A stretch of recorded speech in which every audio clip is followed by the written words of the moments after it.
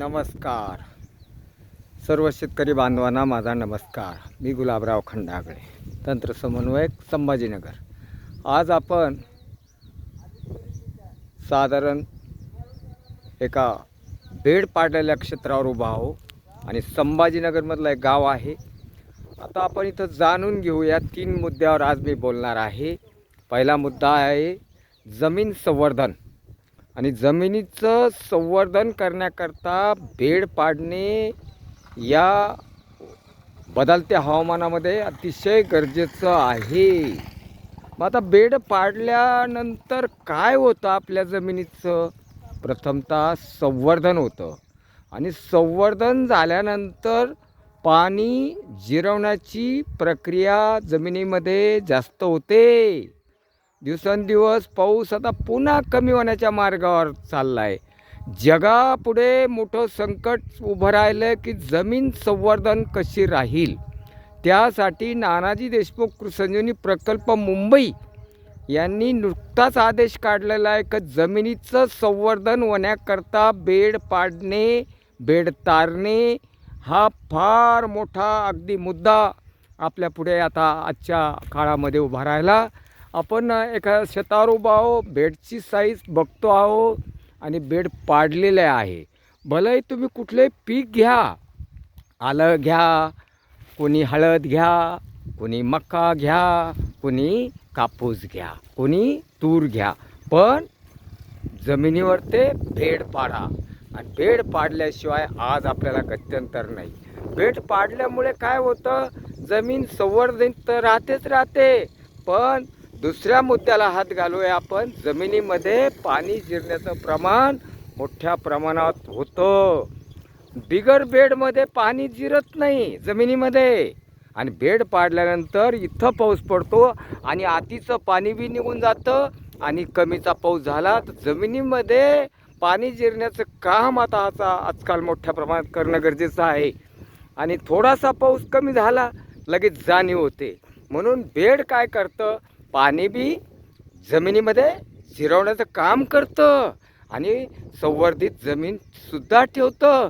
जमिनीची म्हणजे नासधूस होऊ देत नाही. एखादा मोठा पाऊस झाला तर आपल्याला सहज ओघळा मोठ्या जमिनीमध्ये दिसता, पण बेड पाडलेल्या शेतामध्ये मोठ्या ओघळा किंवा घळी किंवा ओघळ पडत नाही, जमिनीचं खंगळत नाही, जमिनीचं स्कोरिंग होत नाही.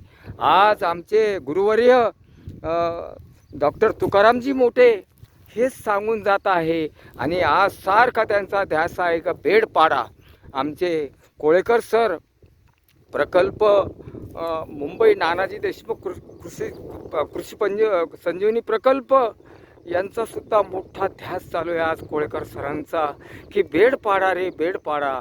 अरे बेड पाडा रे, बेड पाडा. जमीन वाचवा, पाणी जिरवा. जमीन वाचवा, पाणी जिरवा. म्हणजे आपण जमिनीचं संवर्धन केलं, पाणी जिरवण्याचं काम केलं. तिसऱ्या मुद्द्याला आपण हात घालूया की आज बदलते हवामान आणि तापमान एवढं मोठं झालेलं आहे आज की तापमानासाठी आपल्याला तिसरा मुद्दा की जमिनीच्या बाजूला झाडं लावा. जमिनीच्या बाजूला कुठेतरी तुमचं एखादं हे असेल झाड, त्याला वाढी लावा. मग ते फळझाडं असतील, मग ते जैविक झाडं म्हणजे निंबाची झाडं असेल की जैविक कीटकनाशकं तयार करण्याकरता निमसुद्धा लावता येतात आणि फळझाडंसुद्धा लावता येतात. आपल्याला मोठ्या प्रमाणात झाडांची निर्मिती, लागवड करून झाडाची निर्मिती करून तापमानाला पुढे समोर जायचं आहे. जगापुढे तापमानाचा फार मोठा उद्रेक झालेला आहे आणि तापमानामुळे जमीन खराब होती. पुढच्या पिढीला काय देणार आहोत आपण. आणि एका म्हणजे संकटाला समोर जाण्याकरता मी आज 3 मुद्द्यावर बोललो. पहिले जमीन संवर्धित ठेवणे म्हणजे बेड पाडणे. दुसरी जी संकल्पना मांडली मी तुम्हाला की पाणी रे पाणी तेरा रंग कैसा. अरे पाणी जिरवल्याशिवाय आपल्याला पाणी मिळणार नाही. म्हणजे भूमातेमध्ये पाणी जिरवा आणि आपल्या विहिरीला पाण्याच्या पातळीत वाढ करा आणि पाणी पिकालाही द्या आणि स्वतःला बी पाण्याचा वापर करा. म्हणून मी आज हे पाणी, जमीन आणि झाडं आणि झाडं, पाणी, जमीन ह्या 3 गोष्टीचा फार मोठ्या प्रमाणात आपल्याला आज काम करून घ्यायचं आहे. आज आपली 5 मे पर्यंत आपण घेत जातोय आणि हे बोलून बोलून बोलून बोलून पट्टीच्या पट्टे आम्ही बेड पाडले आता. आणि जाता येता ज्या ज्या गावाला मी उभा राहिलो की तिथं थोड्याशा 2 गोष्टी सांगितल्या की तिथं बेड पडले, थोड्याशा 2 गोष्टी सांगितल्या शेतकऱ्याला का बेड पडले. आज आपण या एक 4-5 एकराच्या बेडमध्ये पाडून झाले आणि शेतकरी मोकळा झाला आता बेड. पण प्रथमतः बेड हा पाडणारा शेतकरी तयार झालेला आहे आणि बेड पाडून हा मोकळा झाला. असे बेड सगळीकडे पाडावं ही नानाजी देशमुख कृषीसंजीवनी प्रकल्पाअंतर्गत माझी आशा आहे, प्रार्थना आहे. जय हिंद, जय महाराष्ट्र.